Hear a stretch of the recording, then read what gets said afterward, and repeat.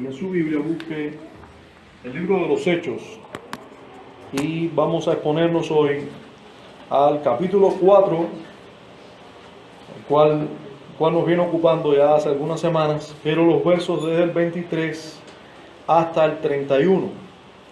Hechos 4, versos 23 al 31. Hechos 4, 23 al 31, vamos a predicar bajo el título Una oración digna de imitar. Una oración digna de imitar. Y dice así la escritura, por favor siga conmigo la lectura. Y dice así: y puestos en libertad vinieron a los suyos y contaron todo lo que los principales sacerdotes y los ancianos les habían dicho. Y ellos, habiéndolo oído, alzaron unánimes la voz a Dios y dijeron: soberano Señor, tú eres el Dios que hiciste el cielo y la tierra, el mar y todo lo que en ellos hay. Que por boca de David tu siervo dijiste: ¿por qué se amotinan las gentes y los pueblos piensan cosas vanas? Se reunieron los reyes de la tierra y los príncipes se juntaron en uno contra el Señor y contra su Cristo. Porque verdaderamente se unieron en esta ciudad contra tu santo Hijo Jesús, a quien ungiste Herodes y Poncio Pilato y con los gentiles y el pueblo de Israel, para hacer cuanto tu mano y tu consejo habían antes determinado que sucediera. Y ahora, Señor, mira sus amenazas y concede a tus siervos que con todo de nuevo hablen tu palabra, mientras extiendes tu mano para que se hagan sanidades y señales y prodigios mediante el nombre de tu santo Hijo Jesús. Cuando hubieron orado, el lugar en que estaban congregados tembló y todos fueron llenos del Espíritu Santo y hablaban con denuedo la palabra de Dios. Amén. Padre, te pedimos una vez más que nos auxilies. Tu palabra sea predicada. Tú que eres excelso, infinito en todos tus atributos, tú que eres poderoso para hacer que nuestros corazones se vuelvan a ti, aún con la tendencia nuestra a amar muchas cosas y amar menos tu palabra,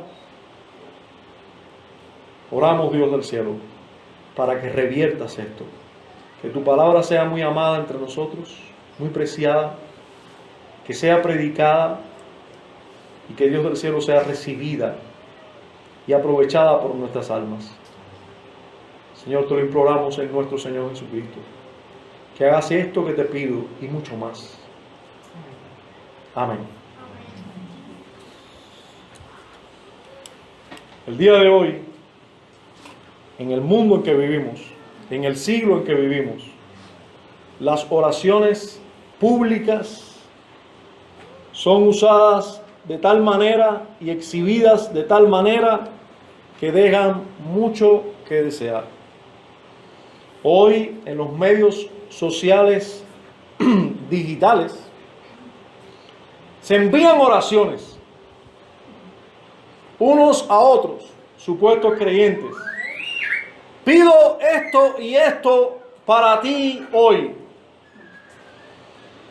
Cuando escuchamos a ciertos creyentes contemporáneos orar, quedamos abismados muchos de los que leemos la Escritura de cómo son las oraciones. Hoy se comienza orando en muchos medios: yo declaro, yo decreto, yo digo y confieso esto para mí y para todos los que están aquí. Hermanos, nosotros debemos orar como Dios nos manda a orar. Amén. Orar es pedir aquello que es lícito pedir en el nombre del Señor. Amén. Es orar como la palabra nos indica que debemos orar. Hay una gran necesidad de hablar, de enseñar sobre cómo debemos orar. Y tenemos que tener bien claro que las oraciones públicas no son como las oraciones privadas. En ciertos lugares es alabado aquellas personas que oran públicamente sus oraciones privadas. Es curioso, en un sitio cristiano, podemos decir, pero siempre con comillas, donde hoy se nos invitan también en redes sociales. Ustedes disculpen, yo sé que no, muchos aquí no están en ninguna red social, ni en Facebook, ni nada por el estilo. Tengo la dicha de tener esto, no siempre, pero cuando lo tengo, aunque no soy de los que ando buscando fotos ni imágenes, ni navegando en esa historia, irremediablemente a veces me invitan a un sitio cristiano y yo con buena fe voy y digo, bueno, un grupo cristiano, voy ahí. Hay uno excelente, se llama Puritanos, y realmente me edifica mucho. Todos los comentarios ahí hasta hoy. Pero hay sitios donde es alabado, por ejemplo, una muchachita que se pone en la esquina de una ciudad a orar. Usted dirá, qué interesante. La muchacha es alabada. Dice, imitemos a esta guerrera de la oración. Hermanos, las oraciones privadas son en secreto. Habría que ver si esa muchachita ora en secreto. Así en público, ¿usted recuerda quién lo hacía?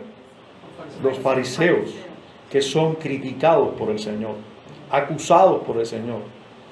Eso a todos nosotros nos gusta que nos vean orando. Al menos hoy que no están cortándole la cabeza a los cristianos o a los que oran. Está de moda orar en público, oraciones secretas en público. No, las oraciones públicas como las que tenemos delante hoy y vamos a estudiar hoy, fueron oraciones donde todos participaban en una misma oración. No era parte de la oración secreta de un creyente, sino que eran oraciones que un grupo hacía a Dios. Interrogantes importantes para el día de hoy y para cada uno de nosotros y nuestras almas se presentan cuando tenemos delante porciones de la Escritura como esta, y creo que vamos a dar respuesta hoy. ¿Cómo se ora públicamente? El contenido de las oraciones, ¿cuál debe ser? ¿Están los objetivos bíblicos de oración en nuestras oraciones? ¿Cuánto debemos aprender de las oraciones de la primera iglesia? Yo creo que delante de nosotros tenemos una porción de las Escrituras donde Lucas, con toda intención, nos narró una oración de la iglesia primitiva, de los apóstoles, de los líderes de esa iglesia, de los apóstoles, para que nosotros la tengamos como ejemplo. Vamos a estudiarla, por favor. Lo primero que vamos a ver es lo que les llevó a orar en público. ¿Qué les movió a tener esta oración corporativa, esta oración pública, esta oración como iglesia? ¿Qué fue lo que los movió a ello? Bueno, nos dicen los versos anteriores que los apóstoles estaban, en este caso específico Pedro y Juan, estaban presos y habían sido apresados por sanar a un hombre cojo de nacimiento, tullido de nacimiento de sus pies, pero además de eso, por predicar en el nombre de Jesús y enseñar la resurrección de los muertos en su nombre. Ustedes recuerdan por los versos anteriores, todos los comentaristas están de acuerdo que, por supuesto, que la iglesia, desde que Pedro y Juan estaban presos, ellos estaban orando ya. Y nosotros lo sabemos porque implícitamente, cuando se nos dice que el lugar donde estaban congregados tembló, es porque esa congregación, ellos estaban en ese lugar desde antes que llegaran Pedro y Juan a ellos a darles el reporte. Ellos estaban allí orando porque sabían que Pedro y Juan, que eran uno de sus ancianos, de sus líderes, de sus apóstoles, estaban presos. Ellos tenían un motivo importante para estar congregados. ¿Era en el día del Señor? ¿Era el domingo? No necesariamente. Había una situación crítica que había que orar, había que congregarse y orar. Estaba sucediendo algo que llevó a la iglesia a la oración. Por otro lado, lo que les movió a esta oración, a levantar esta oración a Dios, fue el reporte de Pedro y de Juan, cuando se acercaron a ellos y le dijeron lo que los principales sacerdotes y los ancianos le dijeron. ¿Cuál fue el reporte que le dieron? Evidentemente, aquella amenaza que le hicieron los sumos sacerdotes y los ancianos de que no enseñaran o predicaran más en el nombre de Jesús. Recibieron ese reporte y fue, como diríamos nosotros, como un resorte. Hoy a una abuela o a una madre le toca a un hijo, ¿qué va a hacer inmediatamente? Salir a defender. ¿Sí o no? Eso ya ustedes lo tenían en la cara sin que yo lo dijera. Bueno, ¿saben qué? A los cristianos del primer siglo, decirle que no podían predicar en nombre de Jesús fue brincar como un resorte y levantar una oración a Dios. A ellos les quedaba bien claro que tenían que predicar en el nombre de Jesús. Se levantan y allí levantan la oración a Dios. Ahora, vamos a ver, además del motivo que los llevó a la oración, vamos a ver cómo hicieron esta oración.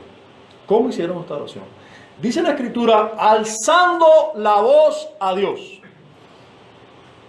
Alzando la voz a Dios. Debemos cotejar ahí que la oración pública debe ser escuchada.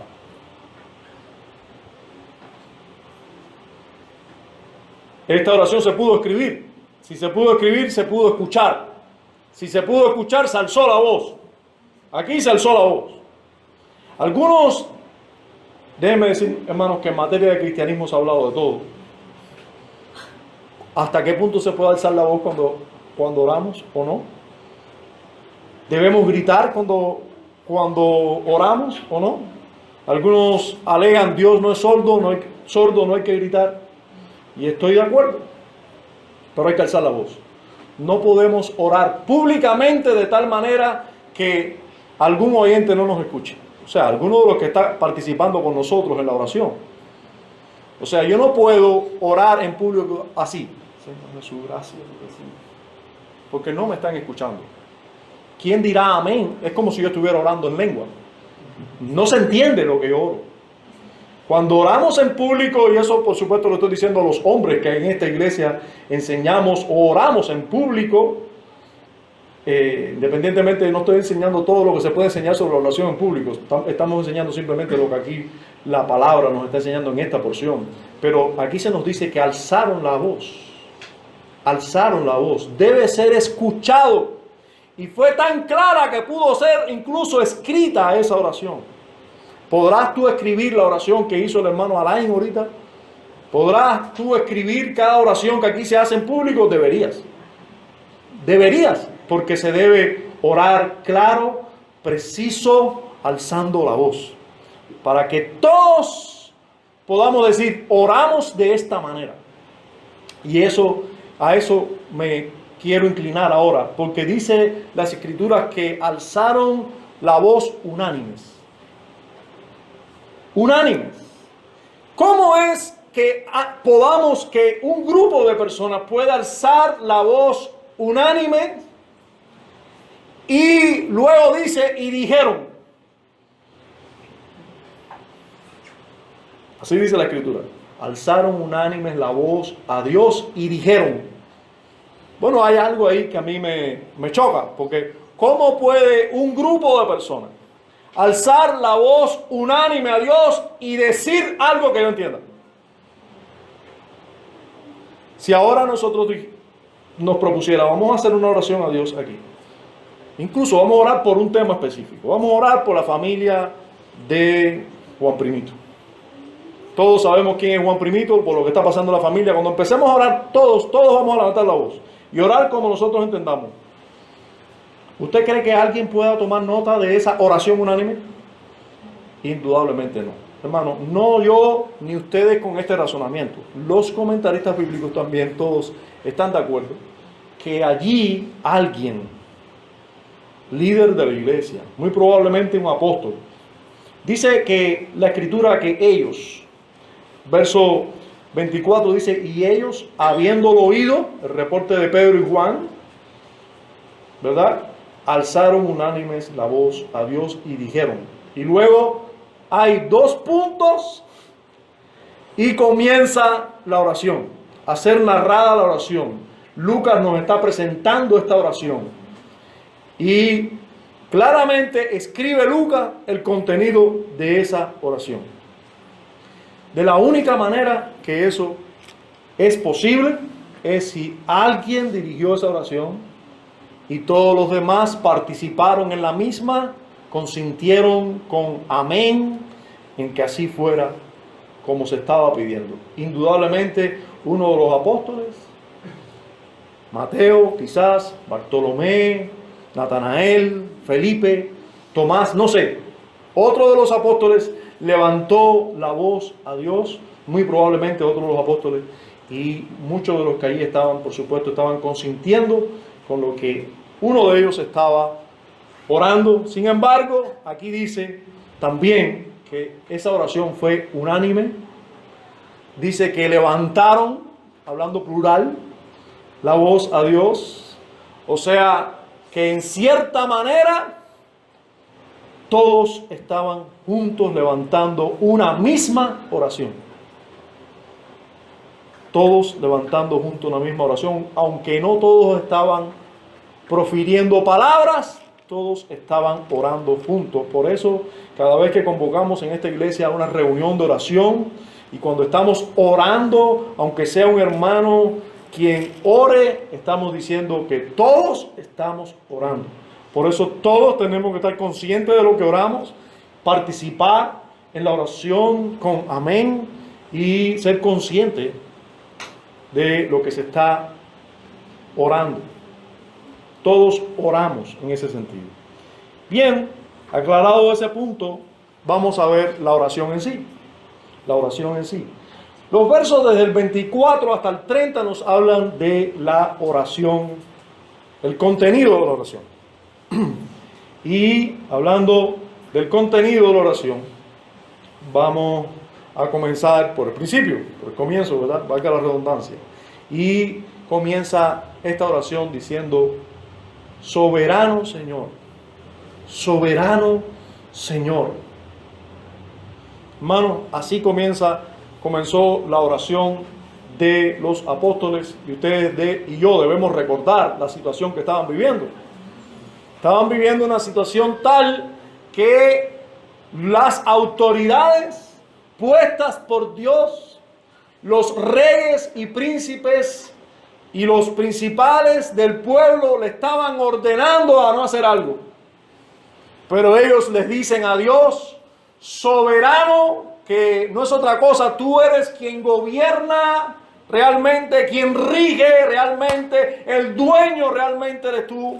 Soberano Señor, tú eres el que mejor lleva el título y el que lleva el título por encima de cualquiera, tú eres Señor. Se reconoce, comenzando esta oración, el señorío, el reinado, la soberanía universal de Dios. Se dirige esta oración a quien verdaderamente dirige, gobierna todo el mundo, todo el universo. A ti, soberano Señor. Se dirige esa oración. Fíjense, no los ancianos o sacerdotes son la autoridad primaria, sino Dios es el soberano. Se apela seguido al derecho de Dios para ejercer ese gobierno, esa soberanía, porque tú eres el creador, del cielo, de la tierra y todo lo que en ello hay. Así comienza la oración, verso 24, soberano Señor, tú eres el Dios que hiciste el cielo y la tierra y el mar y todo lo que en ellos hay. ¿Por qué Dios es soberano? Porque Él lo creó todo. Él tiene derecho sobre todo, Él tiene derecho para gobernar todo y se dirige la oración a ese Rey soberano que es el creador de todo. Él puede regir y ser Señor sobre todo porque Él es quien creó todo. Se recuerda en la oración esto.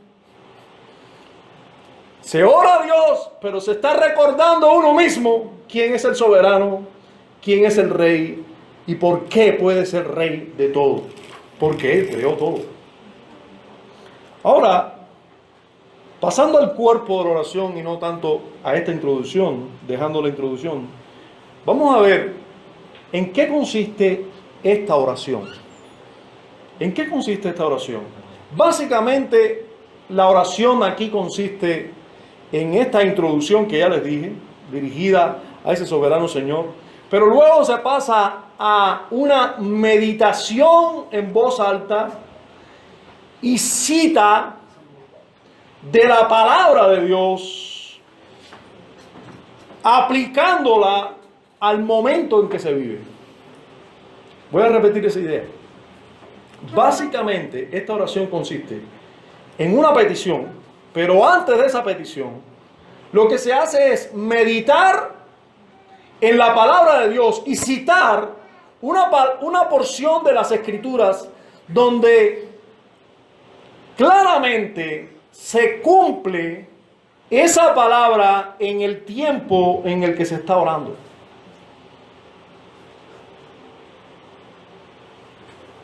Miren conmigo cómo ellos miran a la palabra, a las Escrituras, y que por supuesto es la revelación de Dios, y cómo ellos meditan en ella y lo aplican al momento en que están viviendo.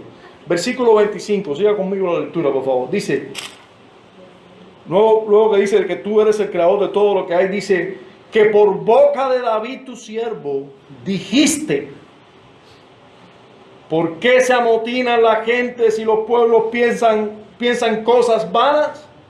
Se reunieron los reyes de la tierra y los príncipes se juntaron en uno contra el Señor y contra su Cristo. Hermano, los autores de esta oración pública, específicamente quien estaba guiando esta oración pública, muy probablemente uno de los apóstoles, como le dije ya, él cita las Escrituras y toma las Escrituras, y para él las Escrituras tienen una gran importancia. Y como él dice que el Salmo 2 era algo que Dios había dicho por boca de David, pero que lo había dicho Dios, dijiste, tú Dios dijiste. Notemos, hermanos, el dominio que tienen de las Escrituras los cristianos de este tiempo. Ellos citan una porción de las Escrituras, no solo un verso, una porción, más bien dos versos, seguido de la Escritura.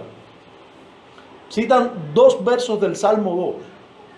Pero nosotros tenemos que mirar que ellos no esperaron una nueva revelación del Señor para ese momento que estaban viviendo. Fíjense que la oración no fue, Señor, mira lo que están haciendo, ¿qué hacemos ahora?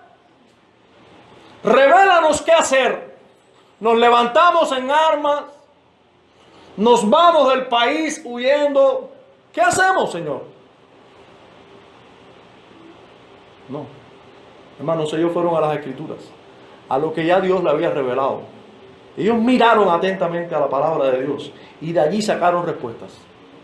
De allí sacaron respuestas. Ellos no se refugiaron en ninguna, no trataron de esperar ninguna palabra profética que Dios les diera nueva. Ellos miraron a la palabra de Dios que ya Dios les había dado y allí ellos buscaron la respuesta. Miraron a las Escrituras. No solo el hecho de citar varios versos en voz alta es un indicativo del conocimiento que tenían estos cristianos de la palabra, sino que el aplicarla debidamente, de manera correcta y precisa al momento que ellos estaban viviendo. Escuche bien, no cualquier porción. Ellos meditaron en las Escrituras e indudablemente ellos miraron a una porción de las Escrituras que se cumplía específicamente y claramente en el momento que ellos estaban viviendo. Hermano, eso es indicio de un dominio real y tangible de las Escrituras.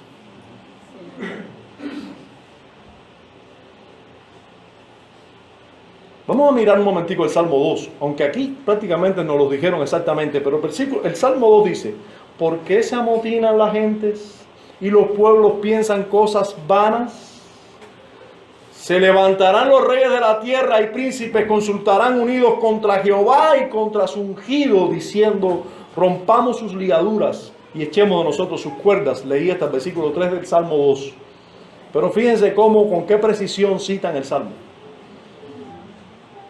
Hermanos, ellos aplicaron correctamente lo que estaban viviendo en relación a la verdad declarada en este Salmo. Fíjense cómo ellos dicen, versículo 27, verso 27, porque verdaderamente ellos están aplicando lo que leyeron en el Salmo, o lo que citaron del Salmo. Verdaderamente se unieron en esta ciudad contra tu santo Hijo Jesús, a quien ungiste, Herodes y Poncio Pilato, con los gentiles y el pueblo de Israel. Y el verso 28 dice: para hacer por cuanto tu mano y tu consejo habían antes determinado que sucediera. Hermano, en estos días predominan los creyentes, o llamados creyentes, que hacen aplicaciones pésimas de la palabra de Dios. Leen una porción de las Escrituras y dicen: mira, esto es lo mismo que me está pasando a mí. Y cuando usted va a la porción de las Escrituras que ellos están leyendo, no tiene nada que ver con lo que ellos están viviendo y mucho menos con lo que ellos quieren decir que dicen las Escrituras. Hermano, el desconocimiento de los principios elementales de la hermenéutica, y la palabra hermenéutica no es lo importante aquí. No salga de aquí diciendo: aprendí algo en el culto, aprendí qué cosa es hermenéutica. No, eso no es lo importante. Principios fundamentales de interpretación bíblica, de interpretación de un libro, aunque la Biblia no es un libro igual que otro cualquiera.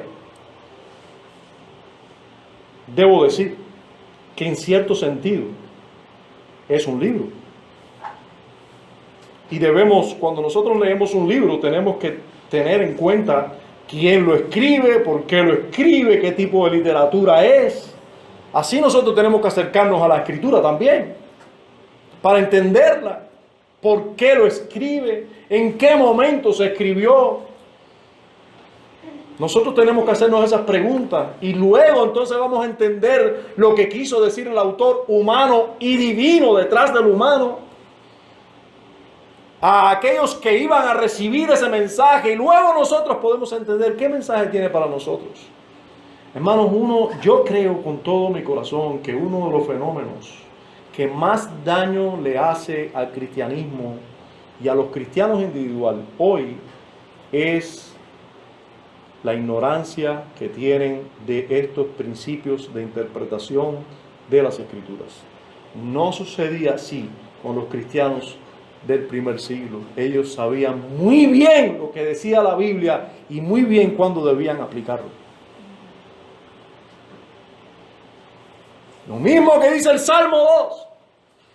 El Salmo 2, en primer lugar, se estaba refiriendo a David. David era el ungido de Jehová, era el rey que Dios había puesto a reinar, lo había sido ungido como rey. Y todas las naciones que se levantaran contra David, todas esas naciones que se levantaban contra David, iban a perder porque David era el ungido de Dios.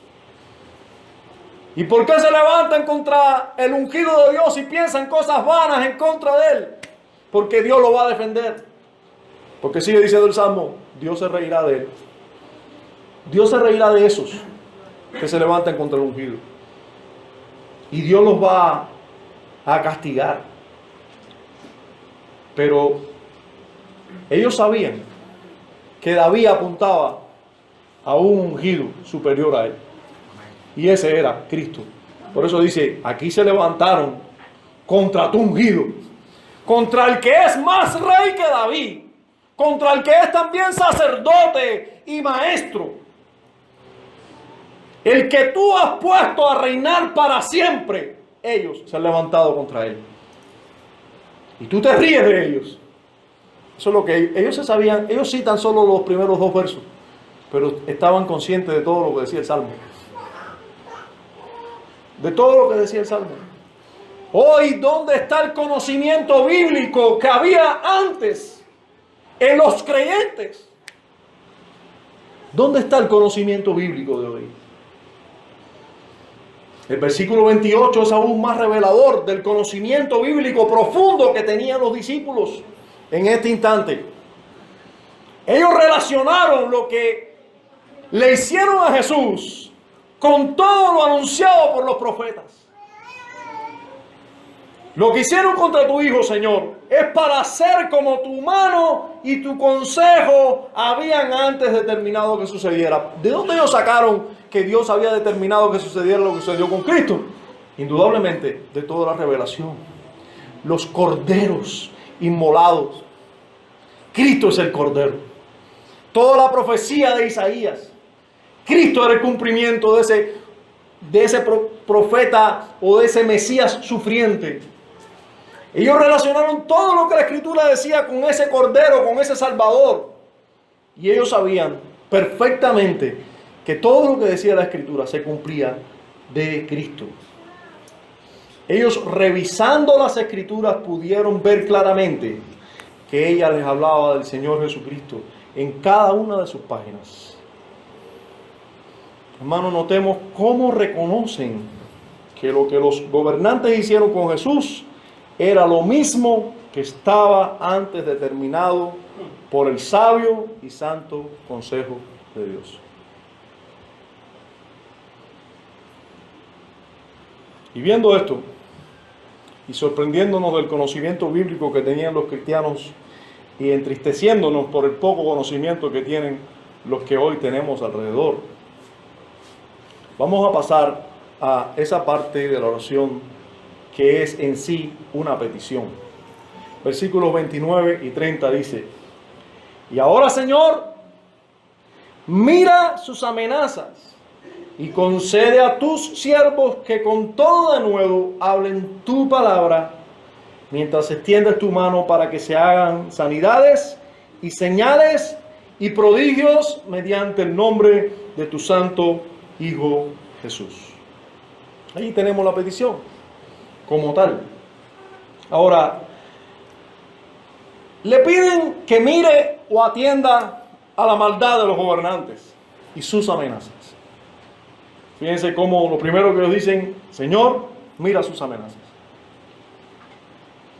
¿Por qué? ¿Porque Dios es ciego? No. Ellos son conscientes de que Dios mira todas las cosas. Ellos están pidiéndole a Dios: Señor, ten en cuenta esas amenazas. Ten en cuenta que se están levantando contra tu santo Hijo. Ten en cuenta que se están levantando contra tus siervos. Y luego le piden denuedo o valor para hablar su palabra. Esa fue la petición. Señor, danos denuedo.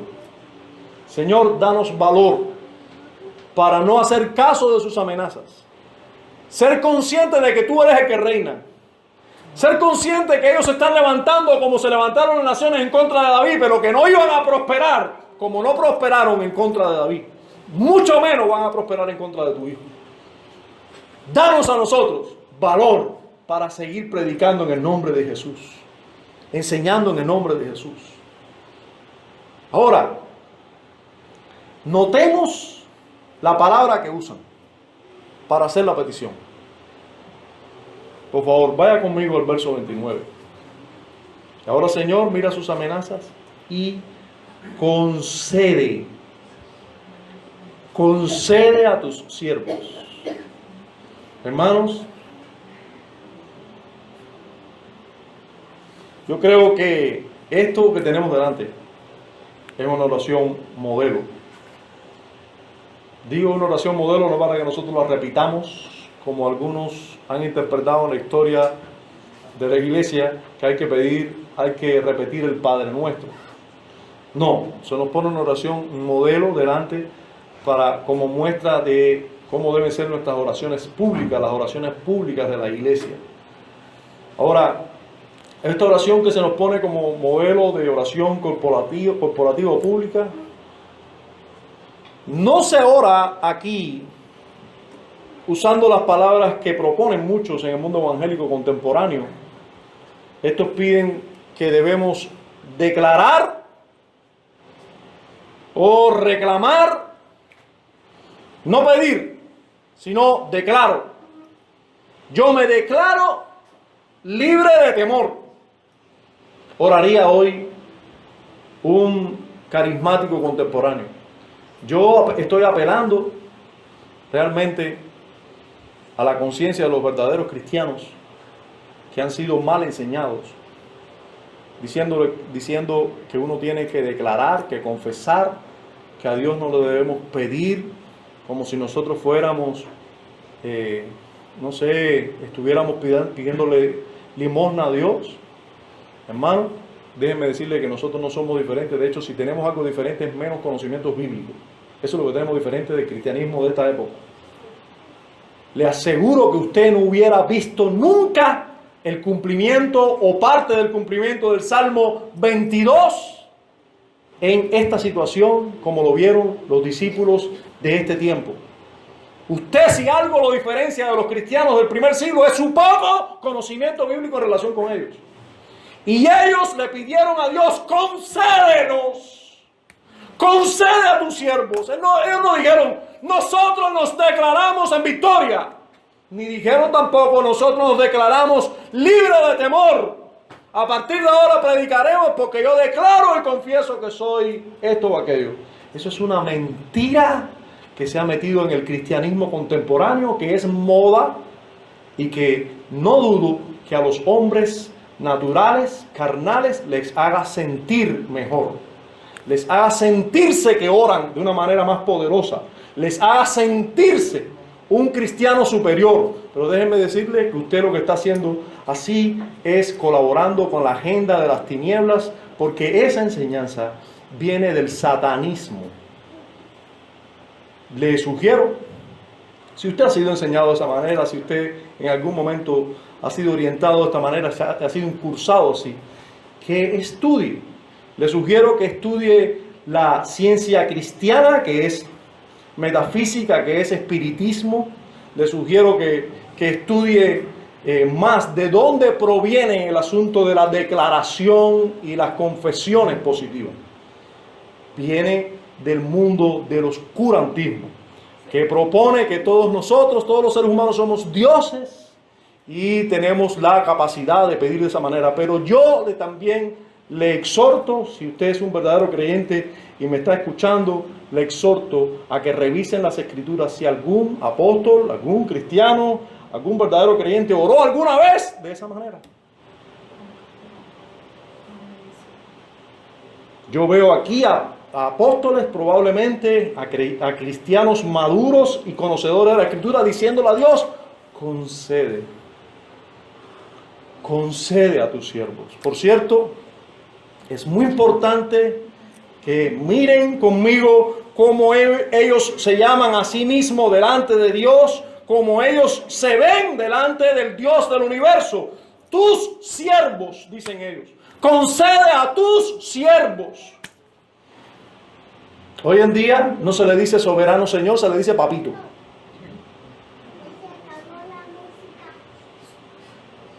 Y concede a tu hijito. No, hermanos. Por favor. Esto que tenemos delante es las escrituras. No el fanfarroneo de un hombre que se dice pastor. No, las escrituras. Nos está diciendo que los cristianos, los apóstoles, oraban a Dios diciéndole: soberano Señor, y diciéndole: concede a tus siervos. Ellos pudieran decirle, tus hijitos lindos que están aquí. No sé si pudieron decirlo porque no lo dijeron. Se sabían hijos de Dios, claro. Pero también se sabían que eran siervos de Dios. Y así oraban, así pedían. Conceda a tus siervos. Miremos también con mucha atención a lo que ellos quieren hablar. Tu palabra. Concede a tus siervos que con todo de nuevo hablen tu palabra. Tu palabra, Señor, queremos hablar nosotros. No nuestras palabras. La revelación tuya. La que tú has dado de ti mismo y del hombre. No lo que me han contado por ahí. Ellos piden valor para hablar la palabra, sea en unión, que sea en unión a manifestaciones milagrosas, sí lo piden. Pero ellos piden hablar la palabra de Dios. Hermanos, hoy hay personas por ahí que piden a Dios a su manera para hablar las palabras a su manera. No la palabra de Dios. No encuentras por ningún lugar en el llamado evangelio que ellos predican ni la palabra pecado, ni la palabra arrepentimiento, ni la palabra Dios airado. ¿Qué Biblia leen? ¿Qué palabra están enseñando? Cuando la palabra del Señor es clara de que todos los que no hemos nacido de Dios estamos bajo la ira de Dios. ¿Cómo decirle a un hombre diciendo de parte de Dios que Dios lo ama a todo el mundo? Así, haciendo sus pecados. Bien, nosotros tenemos que observar también una petición que ellos hacen, incluida la petición del denuedo para predicar la palabra.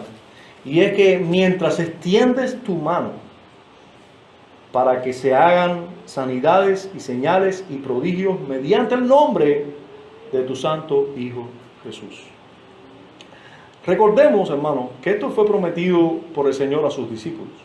Jesús le dijo a sus discípulos, mayores cosas que las que yo he hecho, vosotros haréis en mi nombre.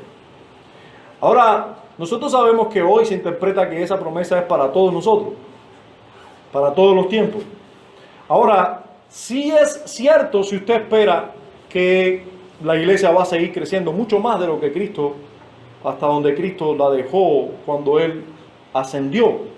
La iglesia ha seguido creciendo y nosotros hemos predicado mucho más. Y puede ser que un creyente, cualquiera de nosotros, le predique a más personas que la que Cristo tuvo la oportunidad en su corta vida terrenal predicar, y puede ser que usted incluso por el testimonio suyo y la predicación suya se conviertan mucho más, incluso de 120 personas, puede ser, y mayores cosas ustedes harán. Ahora, aquí se les dijo eso específicamente, Cristo se lo dijo a sus apóstoles, a sus discípulos, y esos hicieron muchos milagros y prodigios. Quizás si sumamos todos los milagros que hicieron todos los apóstoles, todos los milagros que hicieron todos los apóstoles, hicieron mucho más milagros que los de Jesús en su vida terrenal. Quizás.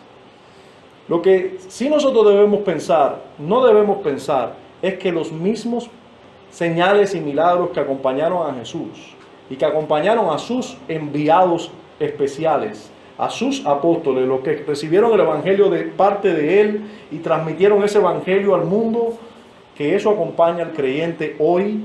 Nosotros debemos tener mucho cuidado de pensar eso, porque eso no es lo que enseña la Escritura. Además, nosotros debemos tener bien claro que después que los apóstoles fallecieron, no se vieron nunca más estas señales en ningún otro creyente. Después que los apóstoles fallecieron, no se vieron ninguna más señales como esta en ningún otro creyente.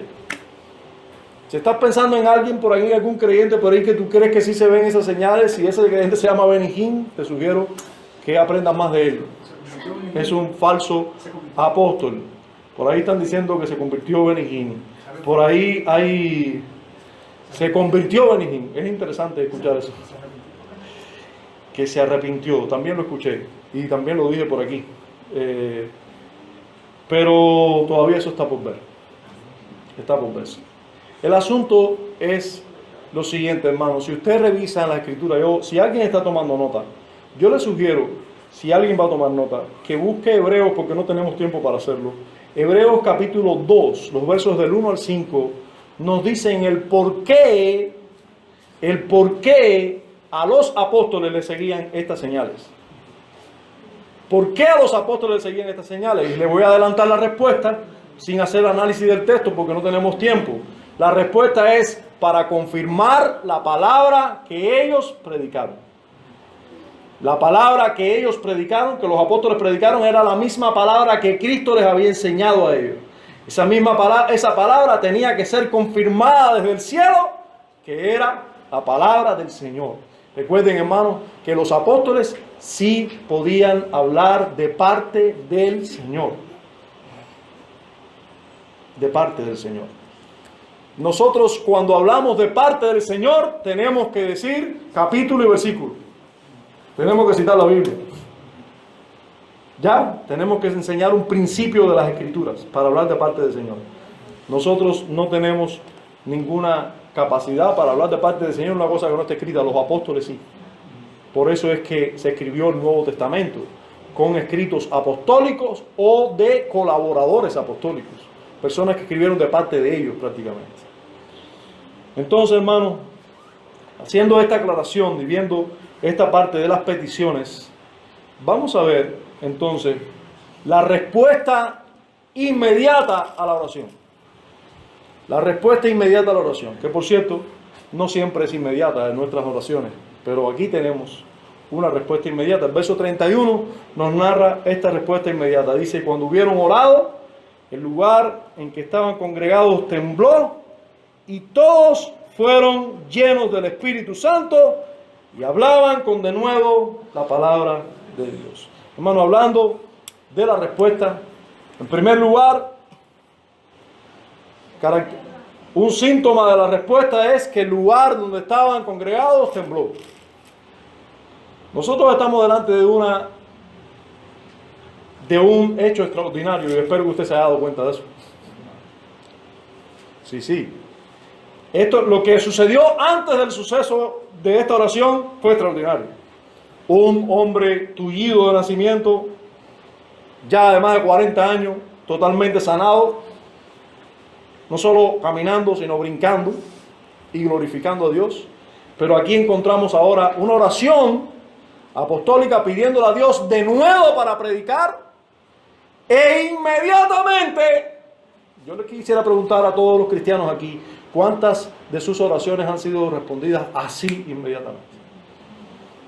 Probablemente usted me diga, yo creo que casi ninguna. Si hago mucha memoria, a lo mejor una.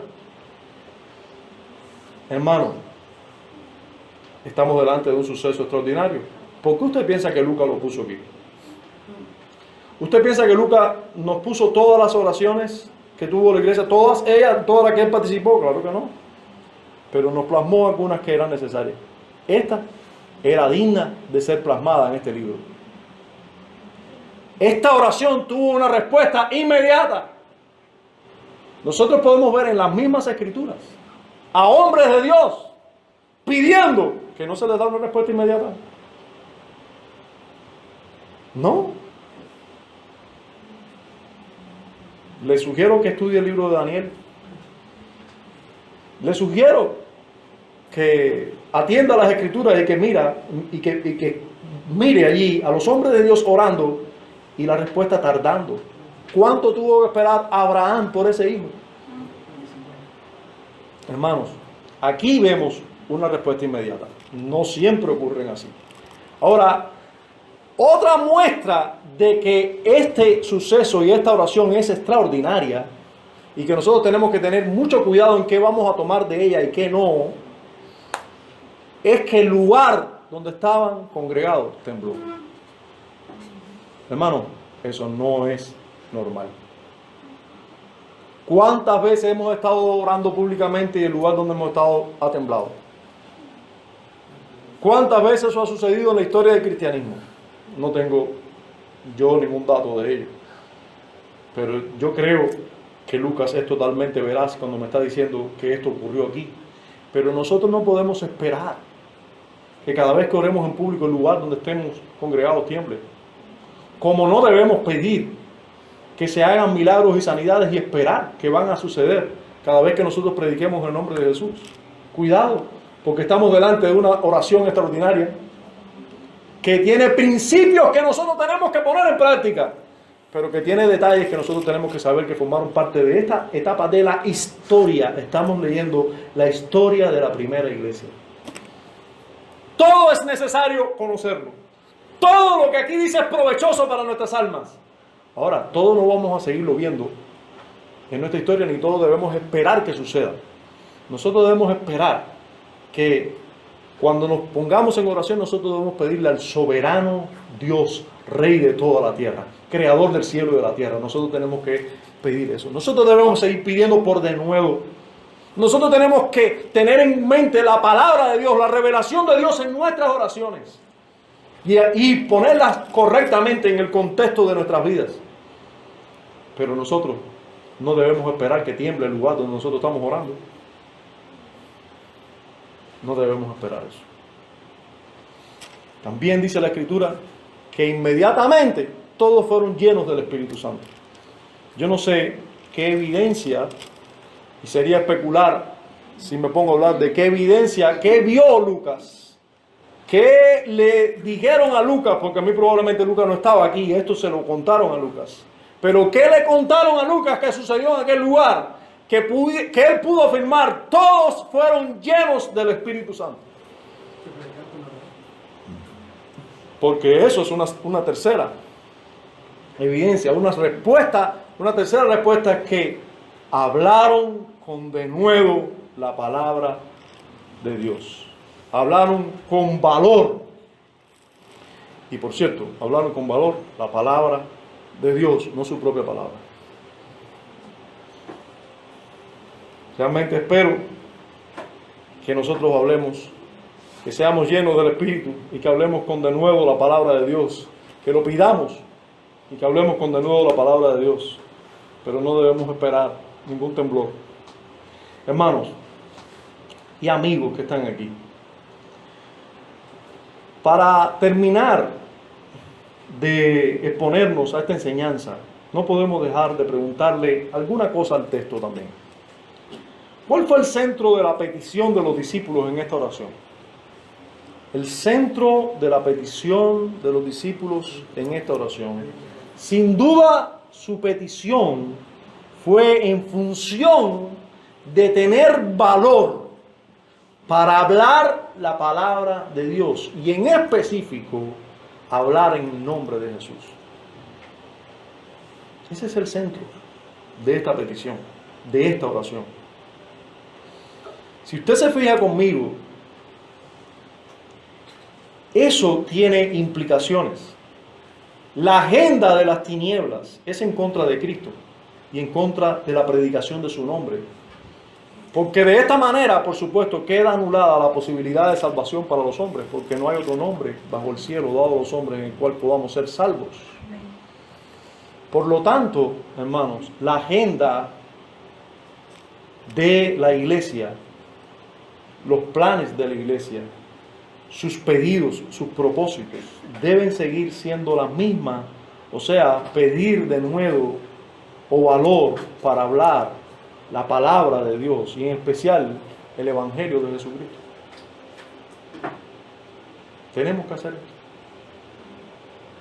Tenemos que, esta es la agenda que siempre ha tenido la iglesia. Escuche bien. Esta es la agenda que siempre ha tenido la iglesia y las tinieblas no ha cambiado su agenda.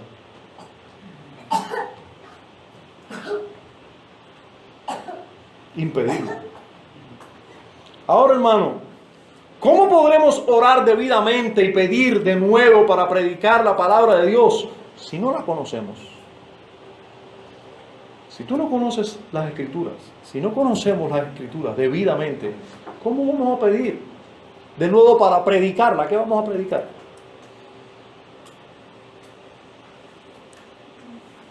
¿Te diste cuenta del conocimiento que tenían los discípulos de las Escrituras? ¿Cómo citan el Salmo 2? Se lo sabían de memoria. ¿Tienes tú el conocimiento similar de las Escrituras? ¿Tienes tú un conocimiento similar? Algunos creen que viniendo el domingo aquí, sometiéndose a la enseñanza, a la confesión, a la predicación, creen que con eso es suficiente para conocer las Escrituras. Hermano, eso no es suficiente. ¿Qué uso de la palabra de Dios haces durante la semana?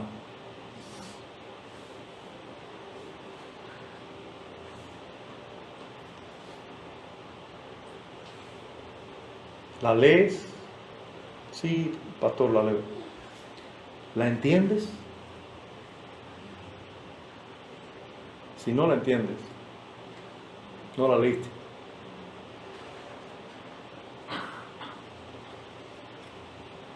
¿Cómo está tu hermenéutica o tu interpretación de la misma? ¿Puedes interpretar correctamente cuando lees las Escrituras? ¿Te das cuenta del sentido, del propósito del autor humano y el divino cuando estás delante de un relato bíblico cualquiera de cualquier libro? ¿Cómo podrás predicar entonces? ¿Qué vas a predicar?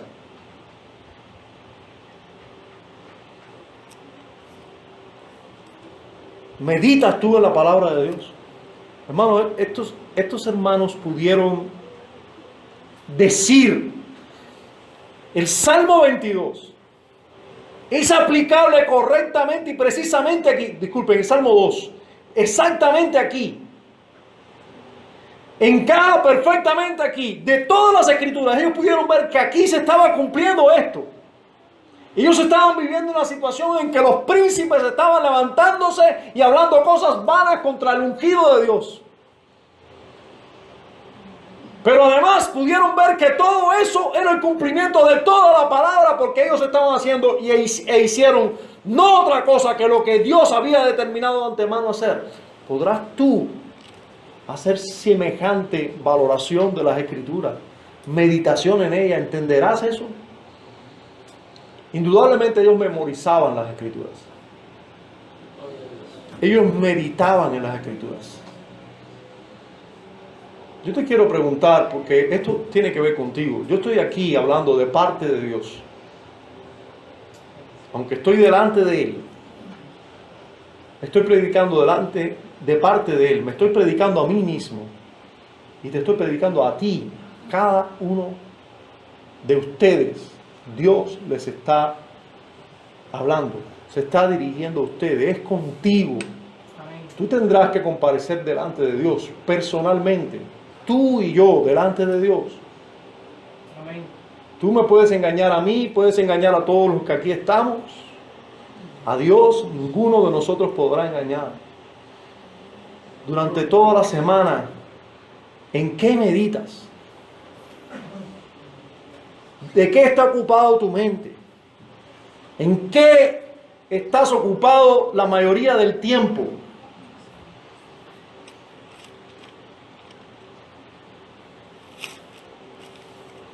Eso habla muy claro de nuestra condición espiritual. ¿Cuánto tiempo pasamos en las Escrituras, en la revelación de Dios? Toda la semana habla muy claro y muy alto de nuestra condición espiritual. ¿Está tu cabeza llena de problemas, de sueños, de aspiraciones, deleites del mundo? Usted sabe que hay una manera en que muchos hablan en voz alta de sus prioridades y de qué está llena su cabeza y su corazón. Hay una manera que yo últimamente estoy viendo con más periodicidad y es Es que ya se me olvidó. Es que tengo una mala memoria. Y esto hablando de la palabra de Dios. O de cosas referentes al amor a otras personas o a otros hermanos. Si usted no se acuerda, no tiene memoria, es porque usted no está ocupando su mente suficientemente en eso. Lo que usted tiene aquí en la mente, eso no se olvida. Lo que usted prioriza aquí, porque lo está priorizando aquí, que le ocupa su mente constantemente. Eso habla de la abundancia que hay en el corazón. Y muchos por ahí salen gritando, como dice el proverbio, el necio sale gritando, ¡necio soy! Y lo que salen gritando hoy en día, a mí se me olvida lo que enseñamos en la iglesia ya, ahorita se me olvidó. Déjeme decirte, hermana y hermano que tienen más de 60 años aquí. Ustedes saben, yo los aprecio y los amo como si fueran mi padre o madre. No se escuden detrás de los 60 años. Aprovechen esa edad para meditar en la palabra de Dios. Amén. No se escuden en que su memoria no es igual. Agárrense de la palabra de Dios, mediten en ella, ocupen tiempo en ella y luego díganme si la pueden memorizar o no. Y les aseguro que en el día del juicio Dios va a poner a un ser humano 30 años más viejo que ustedes, que se sabe la Biblia. Y les va a decir, mire, si Él lo hizo, ¿por qué tú no? Les aseguro que no tendremos excusa. Se los aseguro.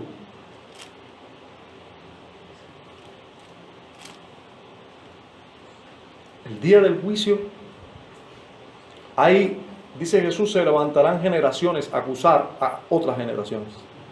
Generaciones sin privilegios se levantarán en contra de generaciones con privilegios. No duden, usted tiene justificación para conmigo, para con otros, con Dios, usted no va a encontrar justificación. ¿En qué está ocupado tu mente, tu corazón? Tú vas a acordarte muy bien de eso. Muy bien tú te vas a acordar de eso.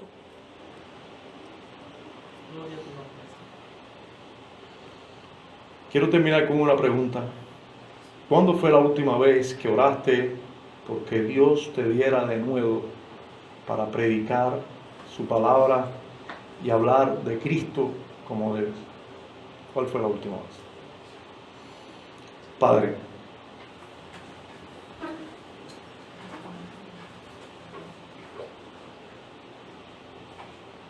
gracias por nuestro Señor Jesucristo. Amén.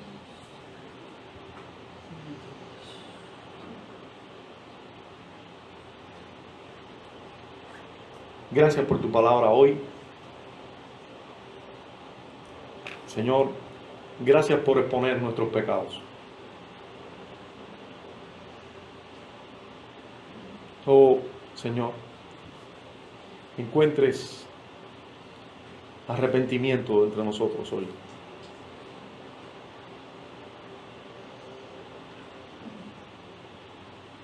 Vuélvenos a ti, Dios. Líbranos de la mundanalidad. Líbranos de la frialdad. No permitas que la agenda de las tinieblas prevalezca. Que tu iglesia deje de orar por denuedo, por valor, para hablar tu palabra como debe hacerlo, para vivir tu palabra. Concédenos esto, Señor.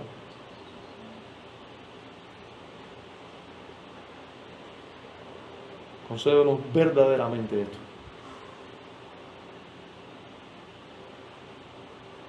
Haznos conscientes, Señor,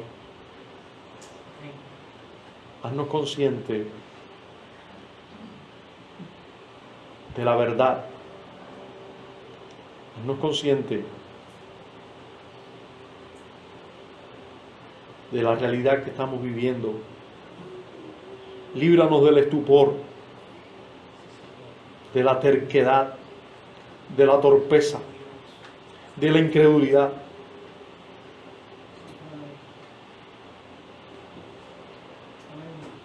Oh Dios, ayúdanos a mirar claramente, como quizás nos haces mirar ahora por un breve tiempo.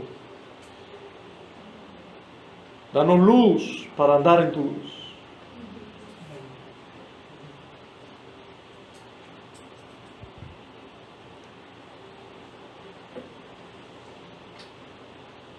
Hazlo, Dios, por tu grande misericordia.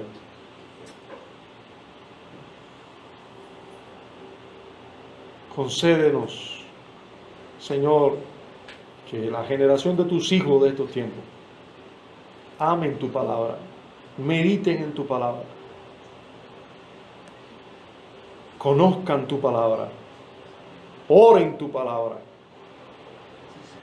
y vivan tu palabra para la gloria de tu nombre, Señor. En Cristo Jesús te lo imploramos. En nuestro Señor Jesucristo te lo imploramos. Amén. Amén.